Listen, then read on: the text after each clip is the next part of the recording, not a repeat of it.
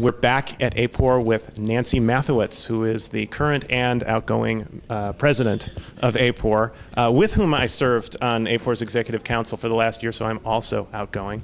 Nancy just concluded her presidential address, and I want to ask a little bit about that. In it, you essentially offered some advice to pollsters and journalists about covering political polls during this presidential year. Could you give us a short version of that advice? Absolutely.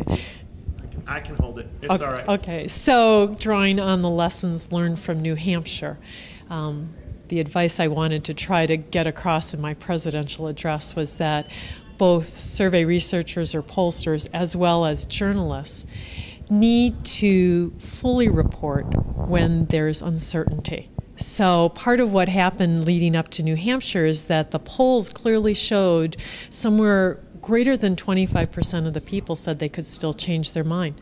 That never made the headlines. It's interesting that post-New Hampshire, those estimates started to creep into the reporting. And so we just need to be mindful that we're measuring human beings.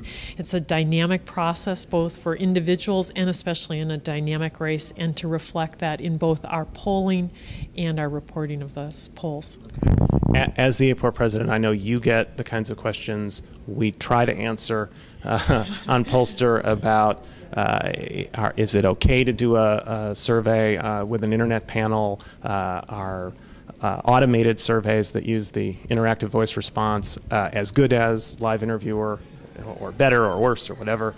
And you said in your address that you thought that pollsters, or that those questions are best addressed by the, quote, scientific endeavors of our members. What does that mean? What does it mean with scientific endeavor? So here what I was really trying to do is I didn't want AAPOR to be positioned to say, oh, we know definitively how to do surveys. We have some of the leading scientists who do this kind of work who, for instance, 30 years ago said we could do telephone surveys and move from face-to-face to telephone. So leave that work for the scientists. But at some point, as a professional association, we need to make statements to help guide the public and journalists. So to be able to accumulate that knowledge and be able to put it out there so that every man can digest it. So what do we know about IVR versus, live interviewers? What do we know about opt-in panel? And in fact, we know very little in an eloquent, simple, one bullet, because it is a complex issue. But there are some things we do know about. We know how to write balanced questions. We know about issues of non-response bias. And so I think that's part of AAPOR's job, is to be the filter between the scientists and the public. Okay, last question. Regular readers of Pollster.com know that we sort of share a desire to see pollsters disclose more of their methodology, and we talked earlier to Mike Traugott about the requests for information from the pollsters who are active in New Hampshire and 3 other states, and the pace of that. I've wondered, is it going more or less, are you frustrated by the pace, I guess, of disclosure to the data, or is that going as you'd expect? Well, you have to realize that everyone involved in this got a 6-page letter from me that outlined both a request for minimum disclosure related to AAPOR, but also their individual level data, paradata, et cetera.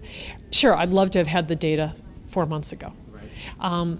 I've only had one organization say we're not going to produce. Everyone has written me and said, oh my gosh, we absolutely want to comply, but we're busy running off to Pennsylvania, Ohio, Indiana, wherever.